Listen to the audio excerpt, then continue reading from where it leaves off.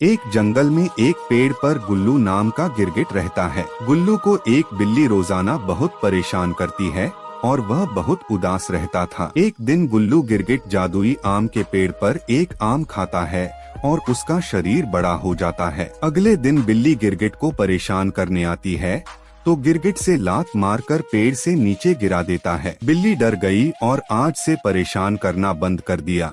दोस्तों, video like नहीं किया